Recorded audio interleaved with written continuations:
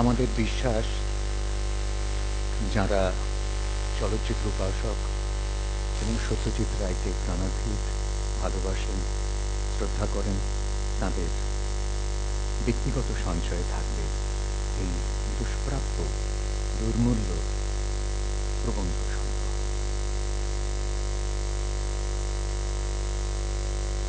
রে Memorial lecture, Satyajit Ray স্মারক বক্তৃতা।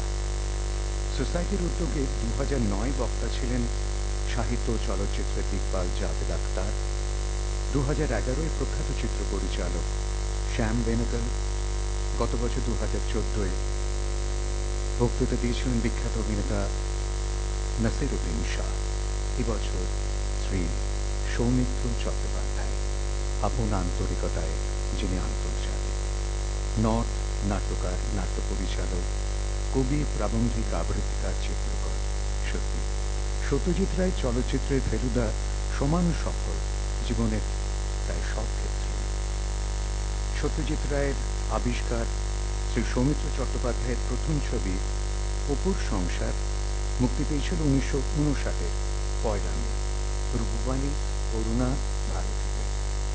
আজ 2015 1 মে, মাঝে 56 বছর।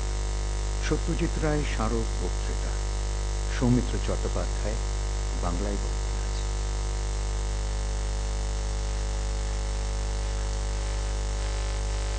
আমরা আরো জোরে হাততালি দিতে পারি। এটা দ্য মাস্টার অ্যান্ড আই।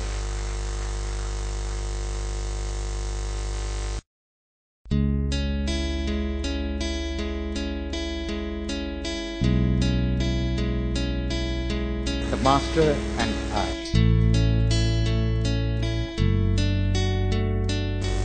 নমস্কার, শুভ সন্ধ্যা। আপনারা এইমাত্র শুনলেন যে অপুর সংসার মুক্তি পেয়েছিল 1 মে তারিখে 1959 সালে। তারপর 56 বছর পরে আজকে রে সোসাইটির আহ্বানে এই সত্যজিৎ রায় স্মারক বক্তৃতা দিতে এসে স্বভাবতই আমি একটু আবেগতাড়িত হয়ে পড়ছি। বিশেষ করে এখানে আসার আগে যে অসামান্য প্রদর্শনীটি আমাকে উদ্বোধন করতে হলো, সেটি দেখেও আমি বোধহয় স্মৃতির সরণি দিয়ে অনেক দূর এগিয়ে গিয়েছিলাম বা অনেক দূর পিছিয়ে গিয়েছিলাম। আমার এই 56 বছরের পেশাদার অভিনেতার জীবনে তার অনেক পথফলক সেখানে দেখতে পেয়ে তার মধ্যে একটু বিশ্বস্ত হয়ে রয়েছে। যাই হোক, আমি আজকের বিষয় হিসেবে ঠিক করেছি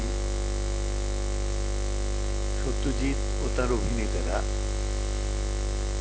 তার মানে এই নয় যে আপনারা সমস্ত সত্যজিৎ চিত্রের অভিনেতাদের একটি বিস্তৃত আলোচনা, সমালোচনা বা তাত্ত্বিক মূল্যায়ন এই বক্তৃতার মধ্যে প্রত্যাশা করবেন না। সেরকম বড় করে আমি কিছু ভাবতে পারিনি।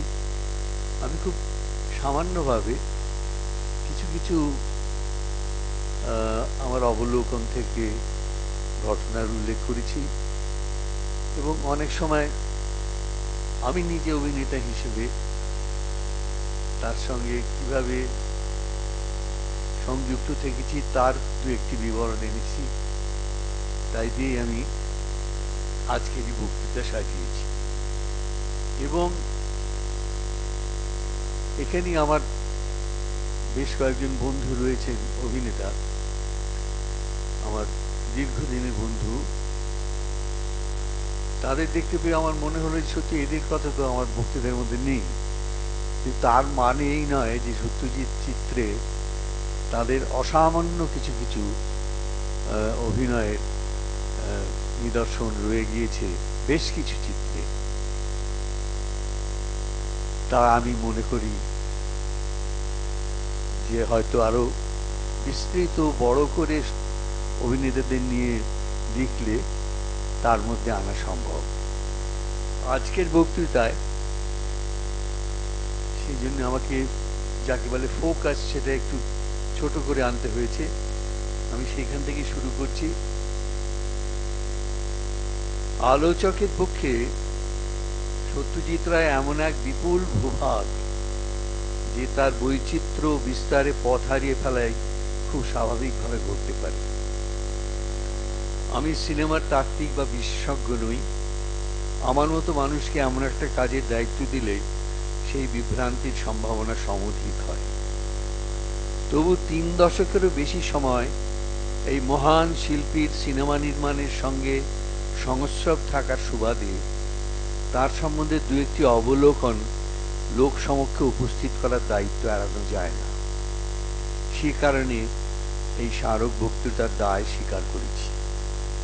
কিন্তু এই বিষয়ে কিছু লিখতে গিয়ে বুঝতে পারছি তিনি আমার কাছে শিক্ষাদাতা গুরুর সদৃশ হয়ে থাকলেও তাকে বোধের গহনে যতটুকুই বা আত্মস্থ করার চেষ্টা করে থাকি না কেন, তার কোনো প্রাতিষ্ঠানিক বিশ্লেষণ বা ব্যাখ্যা করা আমার সাধ্যের অতীত। তাই সেই চেষ্টা না করে তার সান্নিধ্যে এসে তার পরিচয়ের যেটুকু এই সামান্য অভিনয় কর্মীর চোখে ধরা পড়েছিল তারই দু একটি উদ্ভাস কৌতূহলী শ্রোতার সমক্ষে ব্যক্ত করবার চেষ্টা করতে পারি।